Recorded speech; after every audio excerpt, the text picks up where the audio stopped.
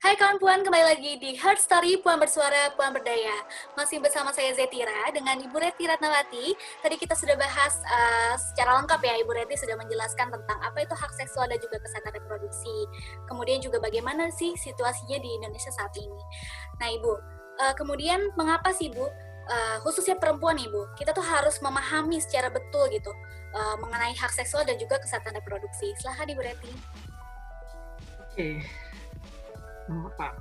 Jawabannya adalah karena dengan mengenal dan memahami hak seksual dan kesehatan reproduksi, maka kita bisa melindungi, memperjuangkan, dan membela hak seksual dan reproduksi kita. Dan mungkin juga orang lain dari berbagai tindak kekerasan dan serangan terhadap hak seksual dan reproduksi kita. Jadi tepatnya itu adalah nanti kita akan bisa menuju salah satu contoh adalah terbentuklah yang namanya disebut sebagai keadilan gender. Yang kedua memang kita bisa bebas dari kekerasan, apakah itu berbasis gender ataupun yang lain. Contohnya seperti itu. Nah, sekarang kita melihat dulu sebetulnya di Indonesia ini ketika kita bilang kesehatan reproduksi, ruang lingkupnya itu apa saja? Ini adalah beberapa contoh ruang lingkup dari kesehatan reproduksi.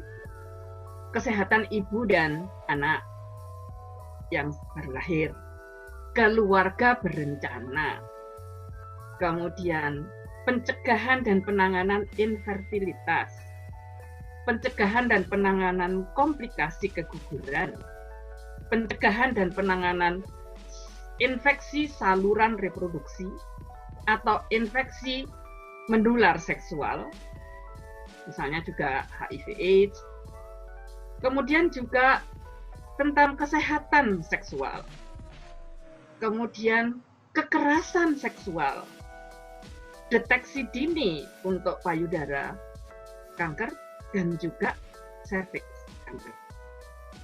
Kesehatan reproduksi remaja dan juga kesehatan reproduksi pada usia lanjut serta pencegahan praktek yang membahayakan seperti female genital mutilation cutting atau salah satu contohnya adalah sunat perempuan, misalnya seperti itu. Nah, kalau melihat bahwa begitu banyak sebetulnya, maka apa yang harus dilihat? Saya sudah menjelaskan tadi bahwa ketika kita bicara tentang kesehatan reproduksi, itu sama dengan membicarakan siklus hidup perempuan, gitu ya. Dan hubungan antara sumbu-sumbu di dalam tubuh kita pada saat terjadi mekanisme proses reproduksi tersebut, ini di setiap life cycle atau di setiap siklus hidup itu berbeda-beda. Seperti tadi, tidak cukup ketika kita bilang bahwa organ reproduksinya itu sehat, tapi ketika psikologisnya ada gangguan, maka itu juga bisa terjadi. Contohnya ketika orang mau haid, ada beberapa dari kita mungkin yang pernah mengalami kok jadi sensi ya, tapi nggak pada semua orang, hanya ada orang tertentu. Terus kemudian juga ketika masa anak-anak, masa pubertas, ini sebetulnya pubertas ini masa yang paling rawan, karena itu perubahan dari yang masa anak-anak nyaman, tiba-tiba dia berubah secara hormonal, berubah secara sosial konstruksi, dan juga membawa dampak kepada kehidupan yang selanjutnya akan menjadi seorang yang dewasa pada usia reproduksi, dan itu nanti akan membawa juga bagaimana nanti kehidupan pada masa usia menopausenya. Nah, contoh dari ini misalnya adalah kenapa kita harus paham tentang kesehatan reproduksi. Pada mereka yang sedang pacaran gitu ya, kadang-kadang si cowok ini minta kiss dong gitu. Kan cuma kiss aja, nggak akan kemana-mana. Ya mungkin awalnya tidak kemana-mana, tetapi ingat tadi ada dua hal yang mengkoorganisir aktivitas dalam tubuh kita, ada syaraf dan ada hormonal. Syaraf itu rangsangannya cepat sekali, kalau hormonal agak lama. Nah, memang mungkin kalau tidak ada apa-apa, mungkin tidak ada apa-apa, tetapi lama-lama dia biasa menstimulasi bagian lain dari tubuh kita yang merespon kepada aktivitas seksual. Nah, itu makanya jangan main-main dengan sekedar kissing aja loh kok nggak mau gitu. Juga kemudian ada mitos-mitos, melakukan hubungan seksual 1 kali aja, making love pasti tidak hamil. Belum tentu, karena cuma butuh 1 sperma dan 1 sel telur. Nah, itu adalah beberapa kondisi yang mengapa kita harus paham tentang hak seksual dan Baik Ibu Reti, terima kasih penjelasannya Ibu. Nah Ibu, sekarang kalau misalnya kita berbicara mengenai layanan ya Bu, tadi kan ada kebutuhan kita untuk hak seksual dan juga kesehatan reproduksi itu sendiri. Bagaimana layanan Indonesia Ibu? Apakah sudah baik atau masih ada diskriminasi Ibu? Silahkan dijelaskan Ibu secara singkat. Oke. Tentang layanan hak seksual dan kesehatan reproduksi di Indonesia, sebetulnya itu sudah ada diatur di dalam Undang-Undang Kesehatan Undang-Undang Republik Indonesia tentang Kesehatan nomor 36 tahun 2009. Juga diatur di dalam Peraturan Pemerintah nomor 61 tahun 2014 tentang kesehatan reproduksi.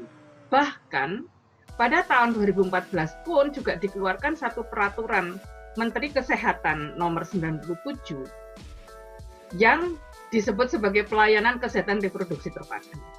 Nah, kan kalau dilihat dari semua kerangka undang-undang dan peraturan tersebut, sebetulnya kita sudah baik, gitu kan.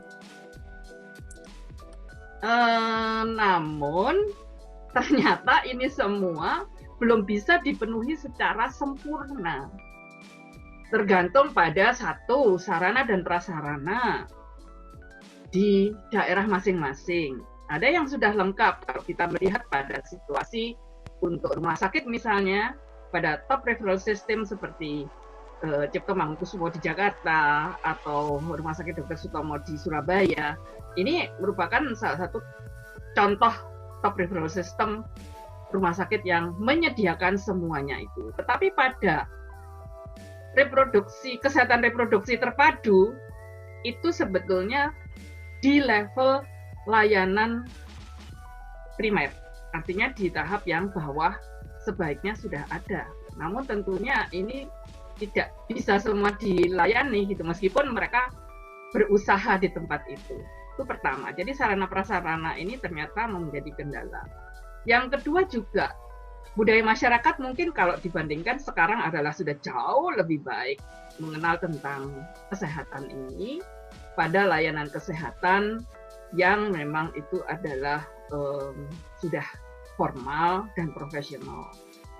Layanan kesehatan pun sebetulnya disediakan juga meliputi layanan kesehatan promotif, promosi, prevensi, pencegahan, dan kuratif atau terapi, dan yang terakhir adalah tentang rehabilitasi atau pemulihan.